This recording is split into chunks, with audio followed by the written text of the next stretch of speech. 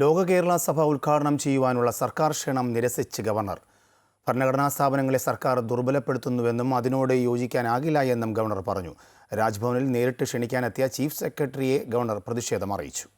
ഈ മാസം 13, 14, 15 തീയതികളിലാണ് ലോക കേരള സഭ നടക്കുന്നത്. പ്രവാസി മലയാളികളുടെ പ്രശ്നങ്ങൾ അറിയുന്നതിനും അവർ മുന്നോട്ട് വയ്ക്കുന്ന ആശയങ്ങൾ ചർച്ച ചെയ്യുന്നതിനുമായി വിവിധ മേഖലകളിൽ വ്യക്തിമുദ്ര പതിപ്പിച്ച നിരവധി പ്രമുഖരും കൂടി പങ്കാളികളാകുന്നതാണ് ലോക കേരള സഭ. ഇതിന്റെ ഉദ്ഘാടകനായാണ് ഗവർണറെ സർക്കാർ ക്ഷണിച്ചത്. എന്നാൽ വിവിധ വിഷയങ്ങളിൽ സർക്കാരുമായി ഇടഞ്ഞു നിൽക്കുന്ന ഗവർണർ ഉദ്ഘാടനത്തിനുള്ള ക്ഷണം നിരസിച്ചു. ചീഫ് സെക്രട്ടറി വി വേണുവാണ് രാജ്ഭവനിലെത്തി നേരിട്ട് ക്ഷണമറിയിച്ചത്.